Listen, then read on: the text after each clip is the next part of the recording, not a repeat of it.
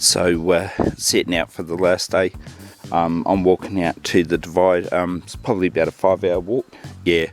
So to start with, we're on the flat, so we'll just get walking.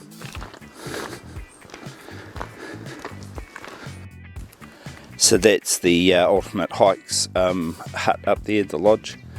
Yeah, so meals, showers, beds, it's an option.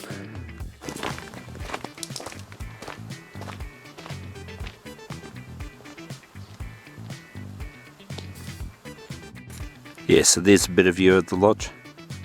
Bacon and eggs.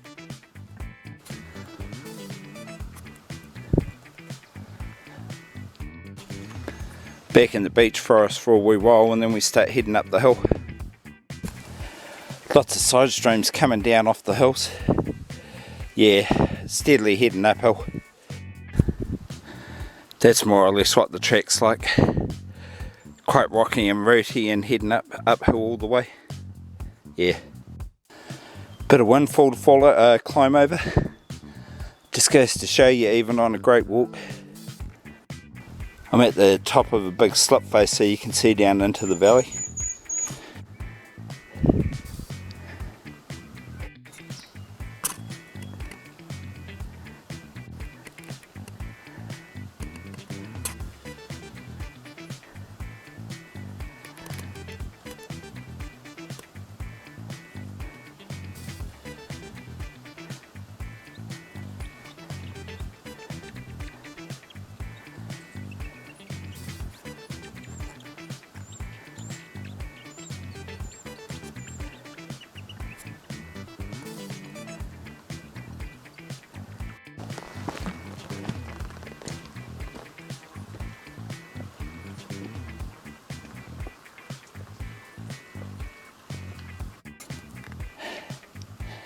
The track's shallowed out a wee bit, it's not quite so uphill. I think I might be getting close to the edge of the bush because the trees are getting a lot less dense. Yeah, so I've broken out of the bush. I think that's the top of that climb out from the hut. Unpleasant as always, climbing up a big hill. Some people like it, not me. Yeah, so I'm out on these open sides of the mountain for the next 2 hours or so. You can see right down the Hollyford Valley all the way down to Lake MacKenzie. Can just see guns camped down there on the bottom of the Hollyford Valley. Made it to the orchard. I thought the trees looked weird, they're apple trees. Yeah, so somebody settled up here back in the 1890s and they planted all these apple trees. You wouldn't get any fruit off them anymore, they're too old. But it's extensive, it's on both sides of the track. I can see where they stopped here. There's a big old tarn over there that you would have got water from. Yeah, look at those ancient apple trees there. They must be like 100 years old or so. Jesus. In the forest past the orchard. It's much like this goblin forest. Yeah, so I'm heading around underneath those bluffs. Yeah, there's a toilet there. There isn't another until you get down near Lake Howden.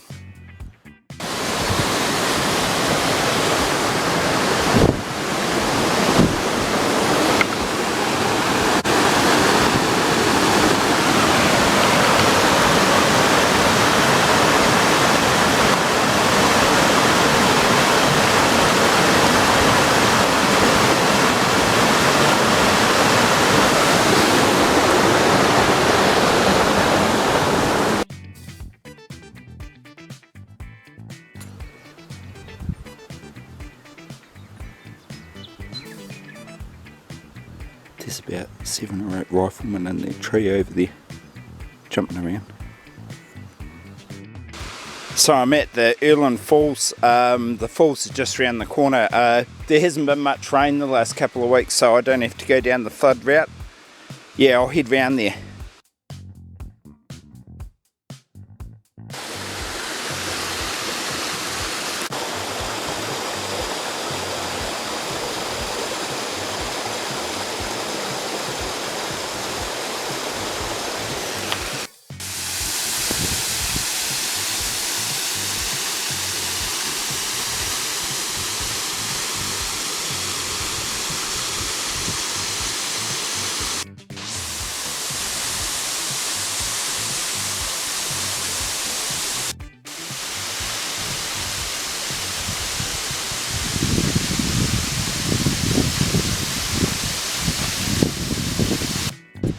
Yeah, so we're past the Earland Falls and basically making our way down to Lake Howden. It's probably about maybe an hour and a half away. Yeah, so I've probably got about 3 hours left. This track coming down off from the Earland Falls is like really rocky. It's real slow going. It's going to be like yesterday afternoon. It'll take me ages to get anywhere. Big slip face here. Yeah, I take a film of going over that bridge, but you just have to keep walking.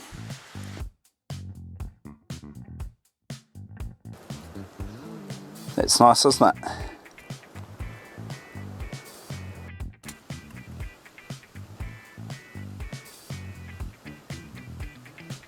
Getting close to the lake.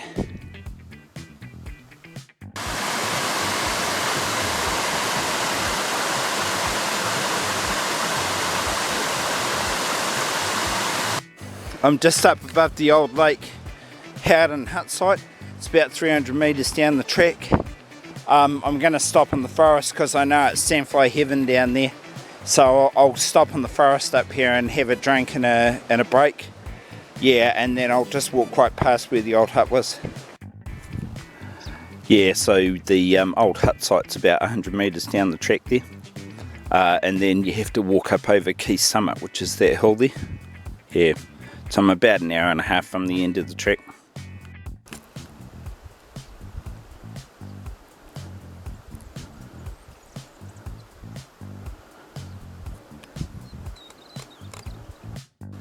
Yeah, so that's the slip that took out the hut. So the hut used to be just over the other side of the river over there. It was a really nice hut. It's a real pity, but there's nowhere around here to build a hut. It's all the same, slippy. Yeah, so that's Lake Howden. Stinky Lake Howden.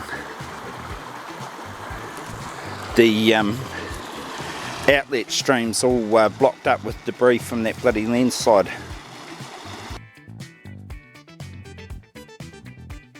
Yeah, so they had to reroute the track because all this crap's fallen down on it. So, yeah. Lake Howden. Yeah, so this is the new route for the Routeburn Track. They had to reroute it because big pieces of it got washed away. So the first bit of the climb up to the Key Summit track's really steep, but then it evens out a wee bit between Key Summit turn-off and the divide. Yeah, so I'm on my way down to the divide. There was a big group of guided people up at the Key Summit turn-off, so I didn't take a photo of the sign there. But I've got some, I'll put one up here to show you what it looks like.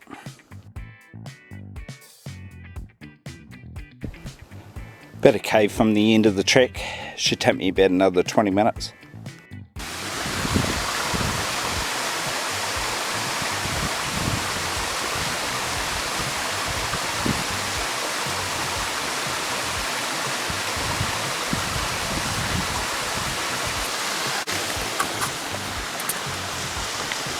There's the downhill side off that bridge.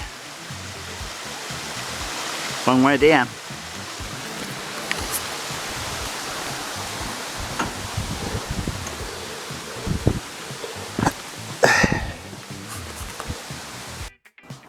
Some big massive fuchsia trees here. There must be a couple of 100 years old. So there's a pest trap there with the sign above it 8, which means I'm 800 metres from the end of the track. Here you go folks, that's the end of the Routeburn Track.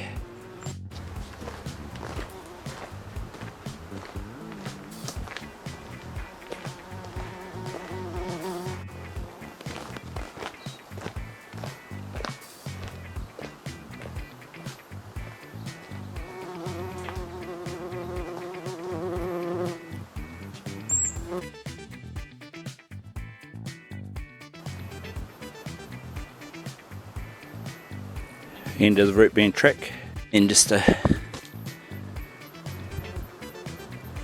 few message boards here. That's the divide shelter over there, so I'll be there for a couple of hours. So the less than salubrious interior of the divide shelter. It's not 5-star accommodations.